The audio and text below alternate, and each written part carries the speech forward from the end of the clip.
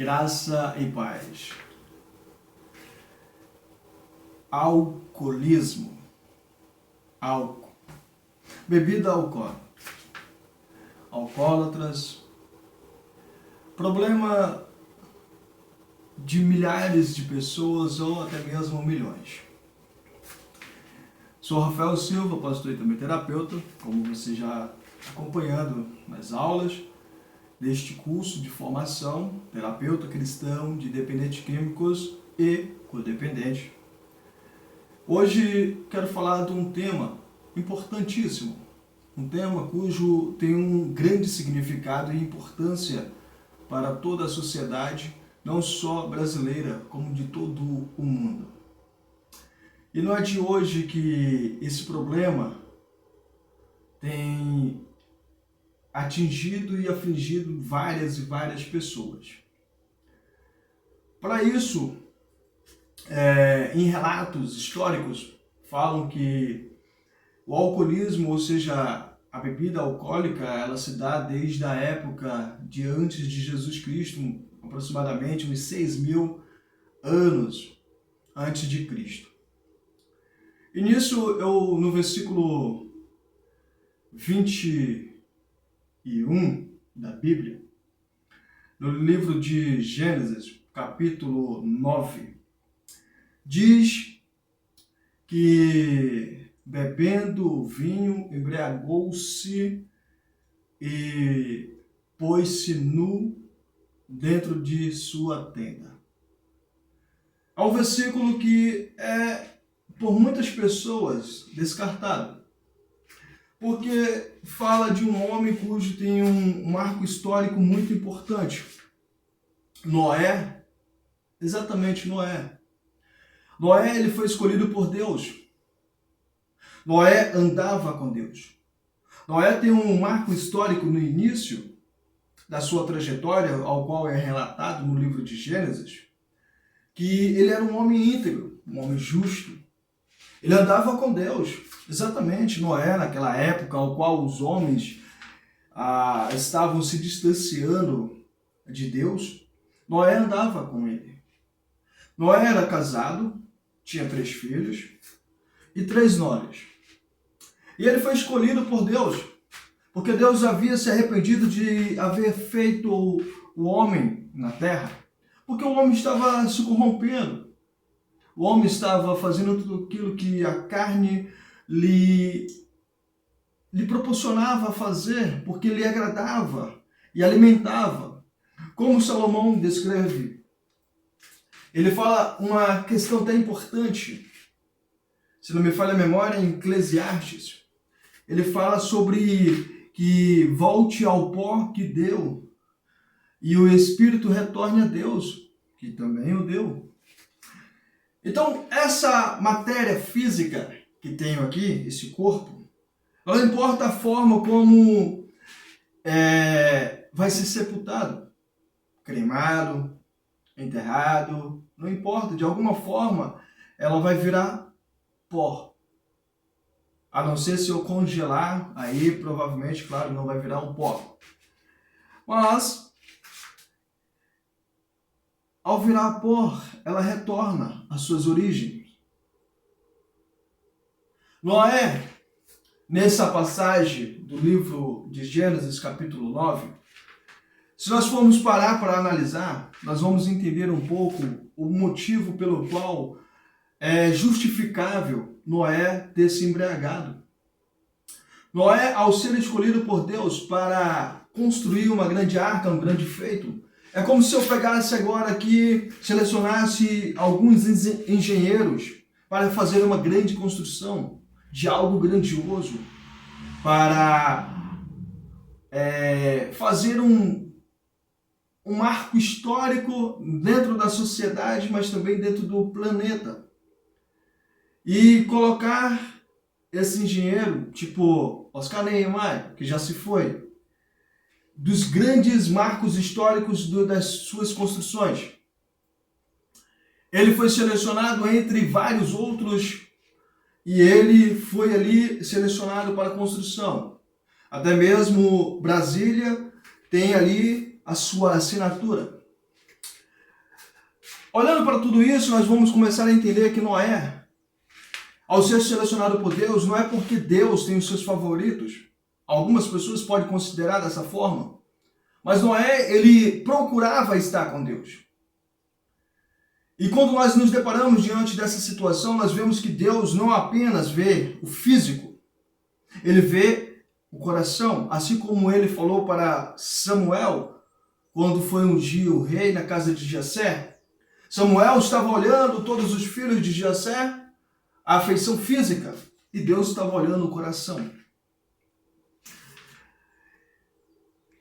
E nessa parte, esse início, nós vemos aqui que Noé, ele, ao ser selecionado por Deus, ele abraça a causa.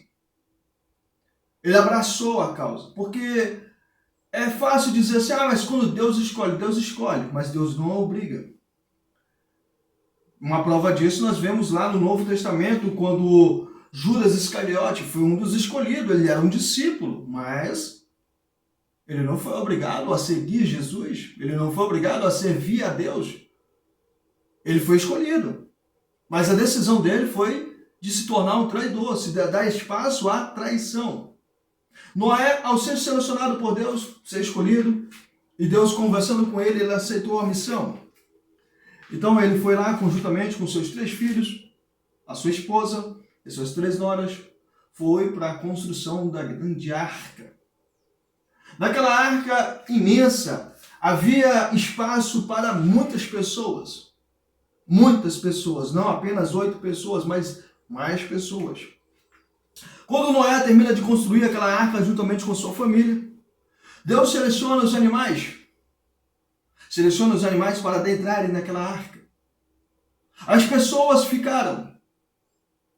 Muitas daquelas pessoas, provavelmente conhecidos por Noé, alguns próximos dele, alguns amigos, parentes, mas só foi a sua esposa, seus 3 filhos e as suas 3 noras. E ele também, claro. Durante aquele período do dilúvio, aonde as águas começaram a descer, as pessoas começaram a morrer. As pessoas as quais estavam com vida, as pessoas as quais estavam ali naquela época, elas morreram. Todas elas morreram. Relato bíblico. Todas faleceram. Imagina só Noé dentro daquela grande arca. Provavelmente, ouvindo o grito das pessoas pelo lado de fora. Noé, me ajuda! Abre a porta! Socorro! Estou desesperado! Me lembro que em Paragominas teve uma enchente. Na minha cidade de Natal. E nessa enchente, infelizmente, algumas pessoas faleceram. Eu me lembro de um dia, nós estávamos arrecadando alimentos, objetos, móveis, né? Dinheiro e várias outras coisas para ajudar as famílias que foram afetadas. Nós chegamos numa comunidade e dentro dessa comunidade tinha um pai sentado e uma mãe. A mãe ainda já tinha alguns filhos e estava grávida. Estava com barriga imensa, a gravidez.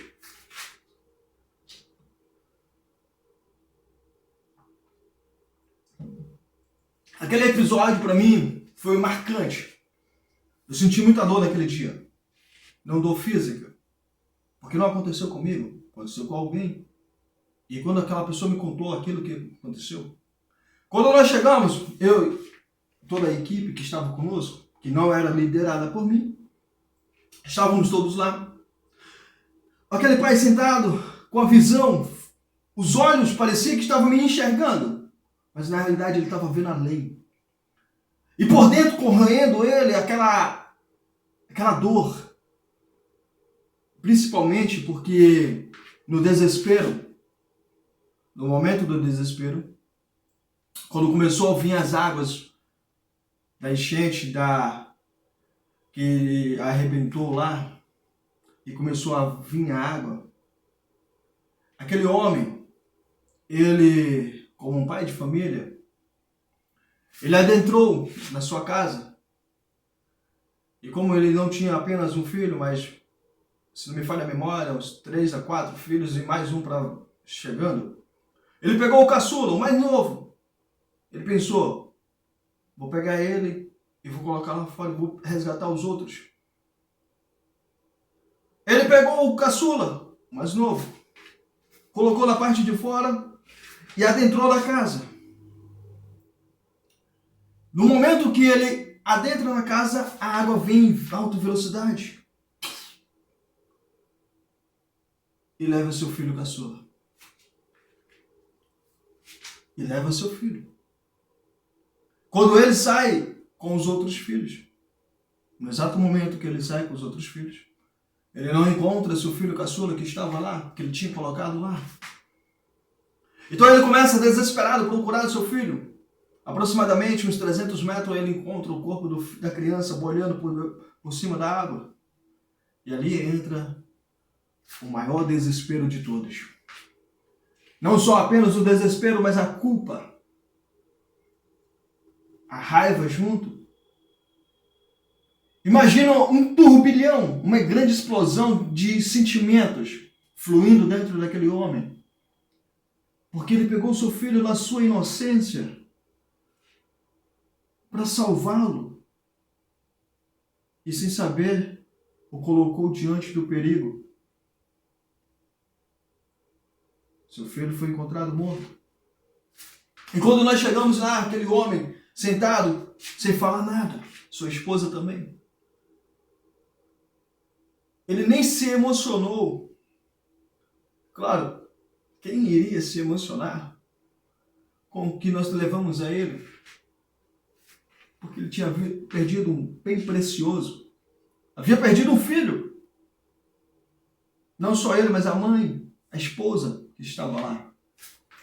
Então eu pergunto, qual o motivo Noé se embriagou?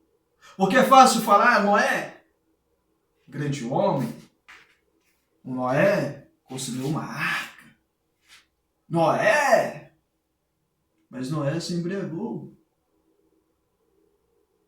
Ah, mas vamos condená-lo? Não, vamos parar para analisar o seguinte, porque fala-se do alcoolismo, fala-se de pessoas alcoólatras, fala disso, aquilo, outro, mas esquecem que cada ser humano, cada pessoa, encontra em algum tipo de substância química um certo prazer chamado alívio. Aquele homem, se ele tivesse no dia seguinte se embriagado, seria julgado pelas pessoas, porque muitos iriam dizer, ele acabou de perder um filho, está ali, ó, se drogando, vagabundo, isso, aquilo, outro. Mas quem pode? Porque ninguém sabe o que ele estava sentindo. Eu estava olhando nos olhos daquele homem, aflito. Via o desespero, mas não sentia a sua dor, porque era dele. Era dele. Aí eu me lembrei que no ano de 2014, estava eu cursando o ensino médio, porque eu havia parado 10 anos de estudar. E aí eu voltei, eu estava cursando o ensino médio, estava prestes a terminar o ensino médio, ali, para ingressar numa faculdade.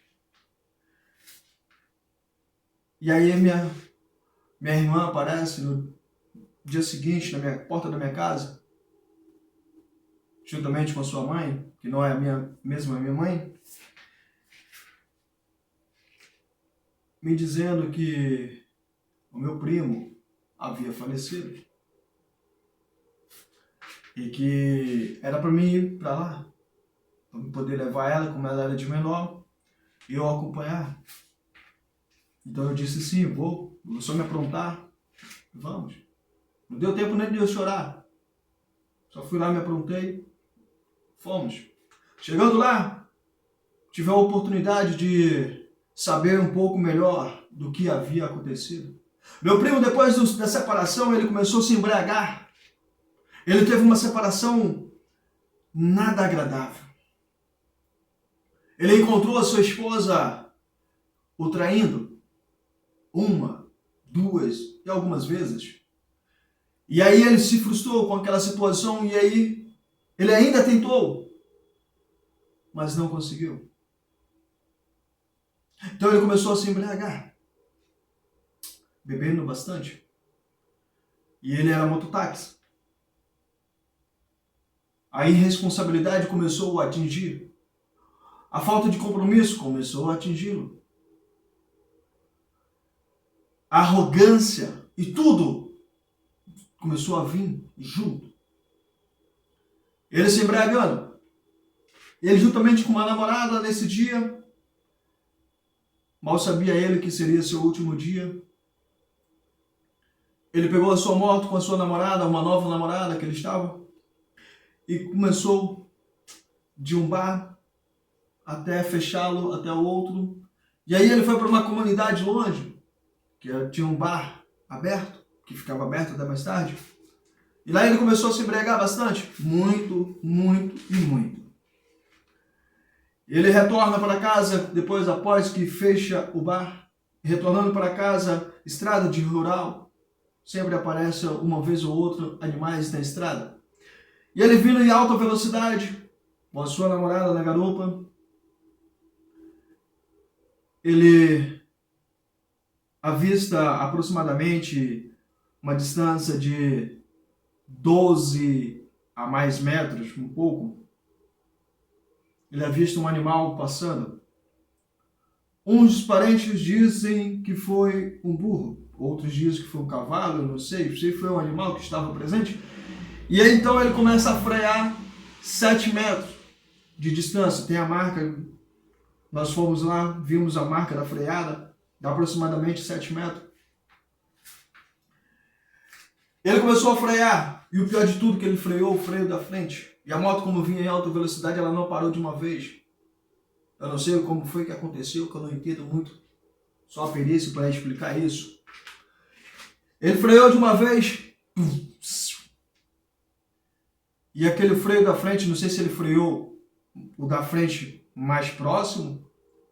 Eu sei que tem um momento que dá uma distância de 1,5 metro, quase 2 metros, da onde estava o animal, aonde a marca na estrada para. Então ele, por cima do animal. Tá? Uns parentes no dia disseram que foi o momento que ele freou da frente, que aí a moto fez jogando ele para cima. E no cair, ele caiu de cabeça. Uns dizem que ele estava sem capacete, eu não sei. Ah, mas não sei, eu não estava lá. Então o que eu estou dizendo aqui, o que aconteceu, eu não vou afirmar em detalhes porque eu não estava lá. Só ele sabe o que ele passou. Ele caiu de cabeça. Ele teve morte cerebral. Todo o seu órgão por dentro estava funcionando perfeitamente. E ele deitado no hospital, na cama do hospital, com seus olhos, eu não vi. Meus parentes que viram. O pai dele estava lá.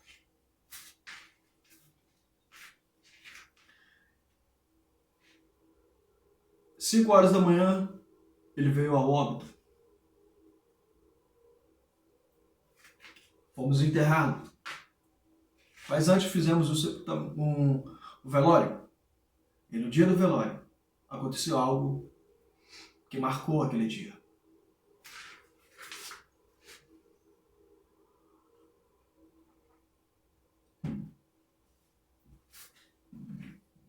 O pai dele chegou muito bêbado. Muito bêbado. O pai dele havia saído. Desde o momento que ele estava no hospital, no momento do acidente, o pai dele começou a beber. Meu tio começou a beber. E naquele momento que estava ele deitado no caixão, eu vi o momento que meu tio chegou, abraçou o caixão, começou a chorar em desespero. Seu filho estava ali. O filho estava ali. Então ele se retira e anda alguns quilômetros, porque é rural lá. Então os locais que vendem bebida alcoólica é longe. Ele andou alguns quilômetros e mais tarde ele retorna, 3 horas mais ou menos depois. Ele retorna com bebida alcoólica, até oferece para nós. E naquele dia eu recusei. Ele foi muito julgado naquele dia porque as pessoas estavam dizendo: o filho dele está ali deitado no caixão, ele está bebendo. E aí eu comecei a entender. Não a entendê-lo, porque eu nunca passei por isso, eu nunca perdi um filho. Mas eu comecei a entender mais ou menos o que Noé tinha sentido naquele dia. A dor que Noé sentiu não era pelos filhos, mas eram as pessoas importantes, porque todo ser humano era importante. Aquele homem cujo colocou o seu filho para salvá-lo. Eu senti tristeza naquele dia. Eu me droguei naquele dia, porque eu não suportei aquela dor. E eu não era parente daquela criança, eu nem tinha enxergado ela. Mas ao ver aquele pai naquele estado, eu me emocionei, fiquei triste. Eu fiquei me perguntando por que, Deus? Por que isso aconteceu? E comecei a usar drogas. Naquela época eu estava usando crack. E aí, quando meu tio estava lá, embriagado, no caixão do meu primo, ele sentou na parte de baixo do caixão e ficou lá, chorando, desesperado. No dia seguinte, era o dia do enterro.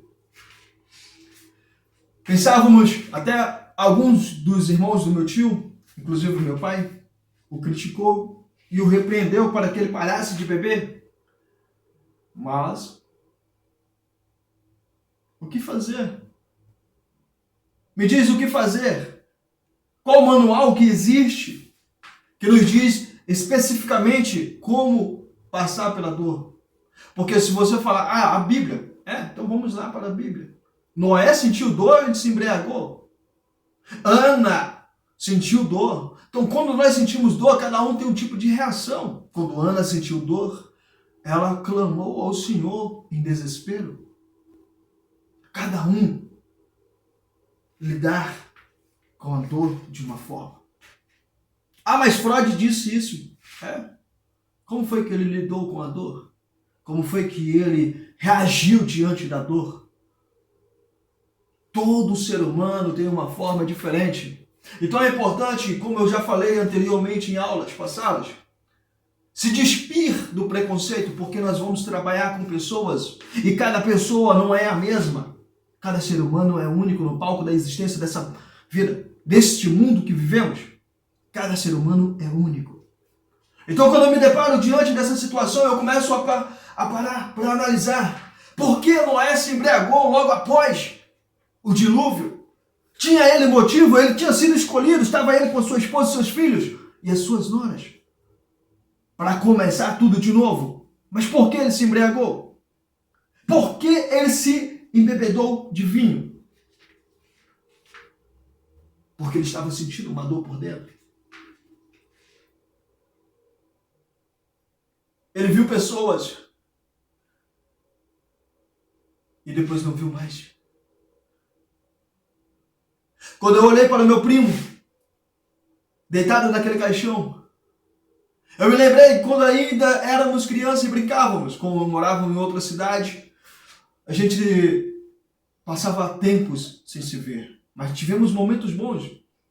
Eu ensinei ele a desenhar e ele me ensinou a escrever de uma outra forma, colocar a caneta no meio aqui, no meio e escrever. Ele me ensinou coisas legais, como andar de cavalo. E ainda não aprendi perfeitamente, mas ele me ensinou. Ele me ensinou praticamente a nadar. Ele me ensinou a tirar açaí, aqueles cachos de açaí. Não aprendi. Tudo que ele me ensinou não significa que eu aprendi. Ele me ensinou. Ele disponibilizou para me ensinar, mas nem tudo eu aprendi. Muitas coisas. E ele me ensinou uma coisa muito importante. Quando nós éramos crianças, o nosso avô, quando estava vivo, o pai do meu pai, ele tinha um chicote. Engraçado. É engraçado que eu falei. Engraçado hoje. Naquela época era terrível. Chicote daqueles de bater em burro, animal, cavalo. E aquele chicote estava pronto, preparado para aqueles que não orassem antes de dormir. Como meu avô dizia, tem que rezar. Não interessa a tua religião, tu tem que rezar. Ali eu fiz por obrigação. E medo, claro, sou besta. Mas eu não queria fazer. Então o meu primo dobrou o joelho e começou a rezar. Quando chegou minha vez, meu avô estava distante. E aí eu não fiz. Me deitei na rede lá e comecei a me balançar para dormir. E aí meu avô apareceu perto de mim e falou: o Batista falou que você... Olha só o nome do cara, Batista. Falou que você não rezou. Levanta dessa rede agora e vai rezar. A minha avó ainda estava viva também. Ela olhou para mim, falou na sua cabeça, dando um sinal: faça. E ele mostrou o chicote, falou: esse chicote aqui, já acertei o teu pai. Eu posso te acertar também. Eu dei um pulo da rede, dobrei meu joelho, fiquei bravo com meu primo. No dia seguinte eu não queria falar com ele, estava zangado. Chamei ele de cagueta. Naquela época eu não conhecia cagueta, mas eu chamei ele de dedo duro. E aí, momentos depois nós começamos a brincar. Passou. E aí eu entendi. Não importa. Não importa a religião. Principalmente quando eu li a história de Daniel. Daniel, um homem cujo orava direto todos os dias, 3 vezes ao dia, ele se prostrava diante de Deus e orava. E aí, alguns invejosos querendo tomar o seu cargo, querendo ser melhor do que ele, influenciaram o rei a lançar um decreto para ninguém se prostrar diante de nenhum Deus. Daniel continuou. E aí Daniel teve que ser lançado na cova dos leões. E quando ele estava lá dentro, um anjo enviado por Deus fechou a boca dos leões famintos e nem triscaram nele. Ana, ela era estéril, não podia ter filhos. Ela estava aflita, angustiada, desesperada e triste. Até o ponto de seu esposo ver, mesmo ele amando muito. Mas quando ela orou a Deus e apresentou todas essas dores e essas aflições, ela se tornou mãe. Samuel, um marco histórico, um dos maiores profetas do tempo antigo. Então eu volto novamente a Noé. Por que Noé se embriagou? Rafael, mas o que isso tem a ver? Quando você começar a atender o seu cliente, o seu paciente, dentro da instituição, da clínica de reabilitação, lembre-se, aonde você está, teve um início. Aquela pessoa que ali está, um alcoólatra, um exemplo, você está lidando com um alcoólatra, ele tem um passado. E esse passado pode ser o motivo pelo qual ele está ali sentindo aquela dor e está buscando anestesiar. Você já viu algum alcoólatra que pela manhã cedo ele acorda e sai assim, se tremendo todinho, procurando um bar? Ele tem crises. Enquanto ele não bebe a primeira dose do dia, ele fica assim, se tremendo todo. Crise de abstinência. É fácil fazer o julgamento, ele vai porque ele quer. Porque tu não para de beber?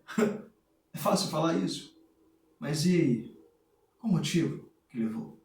Aí eu volto um pouco agora ao meu passado. Quando eu era criança, que eu sofri o abuso sexual, a primeira oportunidade que eu tive, eu peguei um copo com cachaça e pum, de uma vez. Eu poderia ter morrido naquele dia. Eu era uma criança, tinha aproximadamente 9 anos de idade. E eu virei. E o copo era desse tamanho mais ou menos. E ele estava quase cheio. Eu não vou fazer propaganda da bebida, mas vou falar qual é. 51. Imagina só, 51 puro. É terrível. Eu bebi.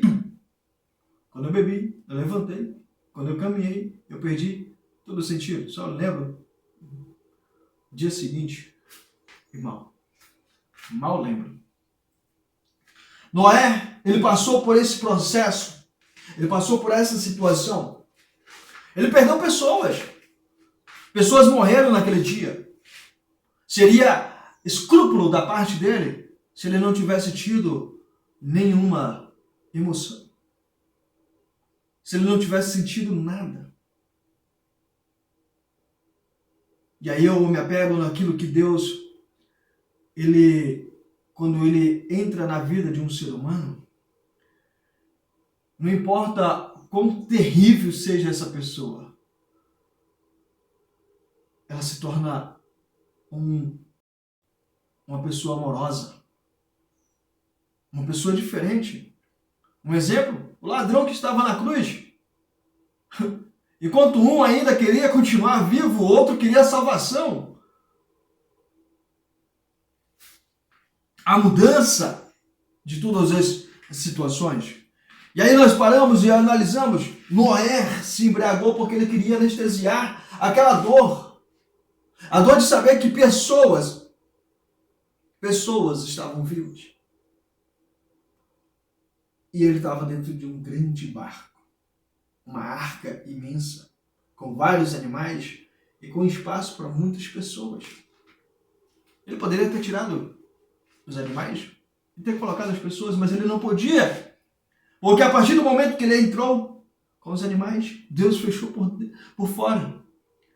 Por mais que ele tentasse, ele não iria conseguir porque estava fechado por fora, porque Deus havia fechado. Agora imagina você se deparar diante de essas situações. Ah, mas as pessoas se corromperam. Mas Noé é um ser humano que tem coração. Mas as pessoas se rebelaram contra Deus. Noé era um homem que tinha coração. E até o próprio Deus, mesmo sentindo raiva, não a raiva de querer a todo custo, a todo momento, prejudicar o seu único adversário, o diabo. Nós vamos olhar a recepção que ele dá a ele, lá no livro de Jó. Da onde vieste? Isso quando os seus filhos foram lhe visitar. Imagina só você se deparar diante daquela passagem e ver que os filhos de Deus foram visitar e ali aparece o diabo. Ele não poderia ter expulsado naquele exato momento? Ele não poderia ter falado assim, vai-te embora, sai daqui, aqui não é teu lugar, tu já foi expulso daqui. Não. Ele chegou até ele e falou, ei, de onde vieste? E responde ele, de rodear e passear por toda a terra. E aí Deus complementa, tem visto meu servo Jó? E aí Deus já começa a trazer alguém de suma importância para ele, Jó, um homem íntegro, justo, que se desvia do mal.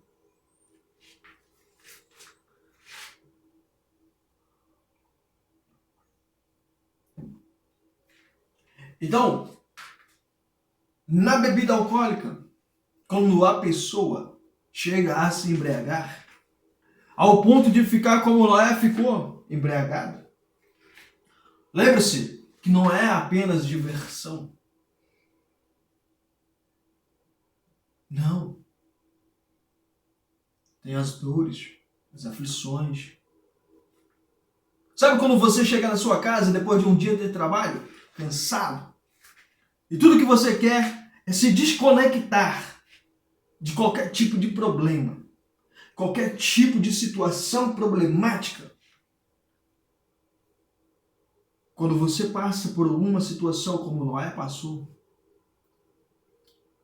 você se depara diante de uma oportunidade de você querer anestesiar aquela dor, paralisar aquele mundo.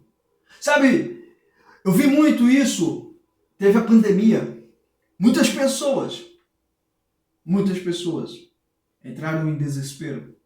Infelizmente, algumas cometeram suicídio. Muitas pessoas que morreram devido a ter sido infectada pelo vírus. Famosos e não famosos faleceram. E eu vi muitas pessoas sofrendo, inclusive eu e a minha família. Em plena pandemia, todo mundo desesperado, a maioria das pessoas, as redes sociais, os jornais em geral, preocupado com a situação do Covid. E o meu irmão estava lutando contra o câncer. E veio a óbito dentro de um hospital ao qual a família não poderia nem entrar devido à pandemia. Ele veio a óbito. E a dor que sentimos, o desespero, algumas pessoas da nossa família entraram até em atrito. Não porque elas queriam ficar com raiva das outras pessoas, mas porque elas estavam sentindo dor e elas queriam de alguma forma expressar, colocar para fora. E cada um coloca a sua maneira. Cada um passa pelo luto da sua maneira. E aí novamente eu volto lá ao meu primo, o Batista. Quando ele faleceu naquele acidente, ele estava acompanhado. E a moça que estava com ele também sofreu. Confesso a ti que eu não sei se ela faleceu. Mas por que eu não sei? Porque essas informações não me foi passada. Mas por que não me passaram? Não sei. Mas até o presente momento que eu estava lá, a informação que se tinha é que ela estava muito mal. E ela tinha pouca chance de sobreviver. Pouquíssima. E aí eu pergunto, e o familiar daquela mulher? O desespero. E o mais impressionante, que alimenta ainda e fortalece mais ainda a dor naquele dia, foi ver os filhos do meu primo, crianças que não tinham nem 12 anos ainda, que nunca mais iriam ver o pai. O meu primo, quando ele nasceu, a sua mãe faleceu no parto dele. Olha só. E agora a mesma história, mas de forma diferente, estava se repetindo. As crianças dele, ao nascer, não perderam a mãe no parto, mas perderam o pai num acidente trágico.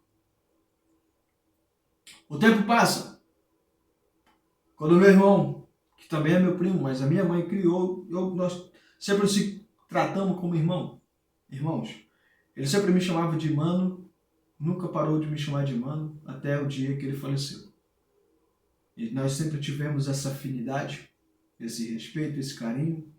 Quando eu fui morar na rua, quando eu não tinha lugar para ir, ele me acolheu. Ele me recepcionou na sua residência, cuidou de mim, quando eu mais precisei também. E quando ele mais precisou, em alguns momentos, eu estava presente.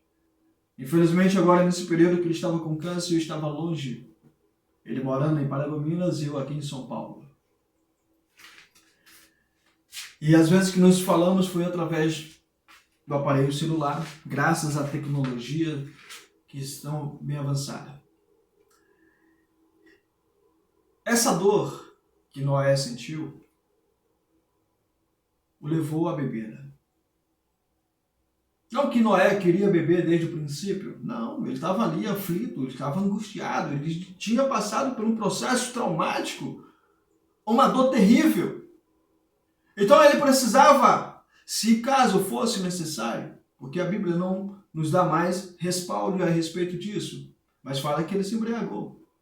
E durante o período da sua embriaguez, ele tira as suas roupas, entra na sua tenda, e ali ele fica nu, e um de seus filhos o avista e comunica aos outros, zombando de seu pai. E até mesmo ele é amaldiçoado pelo próprio pai. Nós vamos olhar mais lá à frente, num outro período, Ló. Ló passou por uma situação semelhante, só que não era água, era fogo. A diferença é, já não é mais água, agora é fogo. Ló estava com sua esposa e suas 2 filhas, numa cidade corrompida também. Mas tinha muitas pessoas que ele conhecia. Muitas pessoas. E as pessoas ali, até um certo ponto, o respeitavam. Um exemplo disso, suas 2 filhas eram virgens. Mas peraí, como assim, Rafael? Vamos lá. As suas 2 filhas eram virgens, não tinham conhecido homem nenhum ainda, tinham lá o noivo, mas não tinham, se relacionado sexualmente com ninguém. E o que acontece? Quando os anjos vão até a casa de Ló, depois de passarem na casa de Abraão, onde falam com Abraão, exatamente, o tio de Ló. Aí o que acontece? Eles adentrar na casa de Ló, os homens aparecem lá e pedem a Ló, os anjos, os homens que estavam dentro da casa de Ló, para poder se relacionar sexualmente com eles. E Ló oferta suas 2 filhas e eles rejeitam. Isso nós vemos que em um certo ponto, até certo ponto, tinha um certo respeito, porque Ló morava ali há tempos. E as suas filhas não tinham sido abusadas sexualmente. Aqueles homens, para chegar ao ponto de querer invadir a casa de Ló, estavam muito desesperados, então não tinha escrúpulo nenhum, respeito nenhum, em sentido de se relacionar sexualmente com outras pessoas. Mas, de alguma forma, com Ló, eles tinham um certo respeito. Até aquele dia. E aí o que acontece? Os anjos advertem Ló da seguinte forma que iria acontecer. E que ao sair dali, que todos saíssem sem olhar para trás. E aí nós vamos ver algo muito triste. Quando eles saem, a esposa de Ló olha para trás. Existe uma grande diferença em olhar para trás para corrigir não o passado, mas para corrigir comportamentos que vêm desde lá do passado. Vou repetir. Não existe possibilidade nenhuma eu voltar ao passado e corrigir os erros que eu cometi no passado. Mas existe a possibilidade de eu voltar lá no passado, não fisicamente, mas na minha memória, voltar lá no passado, nas lembranças, e começar a corrigir os mesmos comportamentos que eu tinha de lá até aqui. Que são os mesmos comportamentos que me prejudicaram. Comportamentos que me fizeram passar por situações traumáticas, destrutivas, de arrogância, de machucar outras pessoas e muito mais. Então, a esposa de Ló, ela olha para trás. Só que ela não olha para trás preocupada com as outras pessoas. Ela olha para trás preocupada com tudo que ela estava perdendo. Querendo estar ali naquele lugar. Imediatamente ela é transformada numa estátua de sal. Ló segue avante. Ló poderia ter olhado para trás e ter resgatado a sua esposa. Provavelmente ele não conseguiria. Aí nós olhamos lá, que não sei se você já assistiu, o filme do Titanic, aonde nós vemos a Rose cometendo um erro gravíssimo, ao qual custou a vida do seu amado, segundo ela dizia que amava. Vejamos a seguinte questão. Depois de eles se aventurarem dentro daquele grande navio Titanic, o que acontece? Depois que aquele navio bate ali na pedra de gelo, que algumas pessoas dizem que foi ali o castigo de Deus, eu não considero como castigo de Deus, porque seria Deus menino. Ah, eu faço melhor. Não, eu sou melhor, tu não faz isso. Não. Que Deus é esse então? Só porque o capitão disse lá que nem Deus afundaria aquele navio. Aí, não, foi só o dedinho de Deus. Algumas pessoas, eu não considero isso um castigo de Deus, nem mesmo Deus se rebaixando ao ponto de fazer isso. Aconteceu. Se ele falou aquela frase lá, que nem Deus afundaria aquele navio, beleza. Então, se fosse por isso, eu já teria morrido. Porque quantas e quantas vezes eu disse coisas absurdas. Uma delas foi que Deus era um filho da... Eu xinguei ele mesmo. E aí imagina Deus me dando um cascudo de toque. Estaria vivo aqui hoje. Quantas e quantas coisas você mesmo que está aí assistindo fez que poderia ser considerado afronta a Deus? Deus não é menino. Não. Agora nós, quando nós nos deparamos diante de situações as quais somos prejudicados, queremos devolver prejuízo. Nós queremos, de alguma forma, machucar quem nos machucou. Mas Deus não é assim. Beleza, voltando. Então o Jack mais Rose, no relacionamento, ele desenha ela lá, aquela coisa bonita, pá, pá, começa a namorar com ela. E aí, quando isso acontece, do navio bater ali no coisa, e vinha a água começar a adentrar no navio, e para o desespero de todas as pessoas que estão dentro daquele grande navio, Jack de alguma forma consegue, né, ali ter uma estrutura bacana.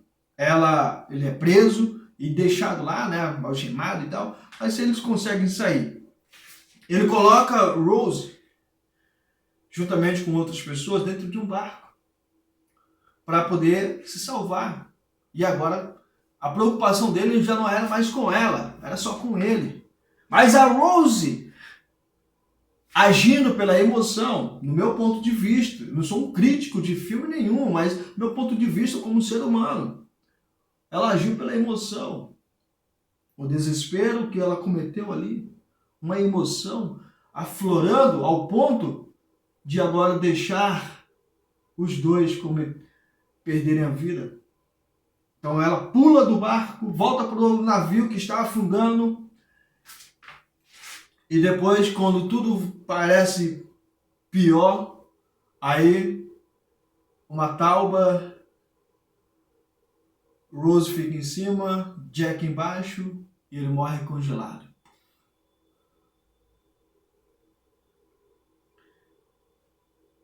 Ela poderia ter feito diferente, ter seguido avante, porque Jack não era qualquer um. Jack não era um gomadinho todo... Não, Jack era um cara vivido, um cara experiente em questões de situações problemáticas, até tanto que ele conseguiu entrar naquele navio de uma forma nada popular. Mas ela deixou a emoção. E aí depois, como conta lá no filme, ela conta a história. Mas ela poderia contar a história diferente. Marco Feliciano, pastor, grande pastor também, que eu admiro e respeito, em alguns pontos. Ele teve uma visão legal. Quando ele viu aquilo, ele falou que na tábua tinha espaço para o Jack ficar. Eu não sei se a tábua suportaria o peso, mas eu vejo nessa parte a emoção dela aflorando. Então, Ló poderia ter agido com a emoção também e ter voltado. Mas ele seguiu avante com as suas duas filhas e não olharam para trás. Não olharam para trás. E aí nós vamos ver que lá dentro da caverna, a mais velha chega à mais nova e diz: não tem homem aqui para se relacionar conosco. Então, vamos dar de beber ao nosso pai vinho, e assim que ele se embriagar, vou lá, me deito com ele, e aí no dia seguinte você vai. Nós vemos aqui que um ponto legal e também destrutivo, infelizmente, mais legal no sentido que nos mostra algumas questões que são semelhantes à de Noé, a dor da perca. Quando a filha dá ao pai de beber, ele se embriaga, se relaciona sexualmente com ela. No dia seguinte, a não ser se a pessoa já tem o hábito de se embriagar, provavelmente ela não irá beber no dia seguinte, porque ela vai sentir sintomas ou situações que irão ocorrer em seu corpo, em sua mente, do dia anterior de bebedeira. Quantas e quantas vezes eu não bebia 2 dias seguidos? Porque, a não ser quando eu comecei a ficar compulsivo. Mas quando eu estava... Não, eu bebia um dia, no outro dia a ressaca era ruim demais, então eu não bebia. Mas quando convivi com muitas pessoas que bebiam todos os dias porque já estavam habituadas. E Ló, para beber no dia seguinte, ele também já estava habituado. Mas por que estava habituado? Que motivo levou Ló a se embriagar? E por que a filha teve essa estratégia? Provavelmente ela já havia visto o pai se embriagando, já tinha visto o pai, provavelmente, de alguma forma, ali, sob o efeito da bebida, e ali viu uma estratégia para poder ter filhos, para que não pudesse ser considerada maldita. Então nós vamos ver que por trás de qualquer pessoa, seja ela qual for, dentro do aspecto bebida alcoólica, que passando por situações, elas têm os seus problemas. Então, antes de querermos tratá-la, devemos aprender o que aconteceu que levou ela àquele estágio. Porque se eu não parar para voltar a esse passado, tentar vasculhar aonde começou a florar, a ter essa raiz desse problema, eu jamais terei a capacidade de conseguir ajudar uma pessoa a sair do uso compulsivo do álcool, de qualquer substância química. Nunca esqueça isso. Noé não era um alcoólatra. A Bíblia não relata que ele era alcoólatra. Provavelmente quem estava sendo alcoólatra era Ló. Provavelmente beber 2 dias seguidos ou 3 dias seguidos não significa ser alcoólatra. Existe uma grande diferença. Ser alcoólatra é quando a pessoa perde o controle. Ela é alcoólatra. Perdeu o controle. Acabou. Agora o que tem que fazer? Resgatar aquela pessoa para ela deixar de ser alcoólatra. Então quando você estiver atendendo o seu cliente, lembra-se desse detalhe, lembra dessa história, lembra de tudo isso. A emoção, ela pode perder a razão. E se você agir sem razão, só pela emoção, você consegue fazer uma coisa extraordinária, que é cometer um erro gravíssimo. Assim como o Rose, no filme, não sei se é realidade, se realmente aconteceu aquilo. Mas, no filme, mostra um erro gravíssimo que ela cometeu, agindo pela emoção. O amor, que é o amor da vida dela, morreu diante dos olhos dela. Devemos aprender a ser prudentes. Devemos aprender a entender que por trás de uma pessoa ferida, ou por trás de uma pessoa que fere, existe uma pessoa ferida. Forte abraço. Até a próxima aula. Que Deus abençoe sua vida, sua família, toda a sua história. Obrigado por existir, ser essa pessoa maravilhosa. Tchau, tchau.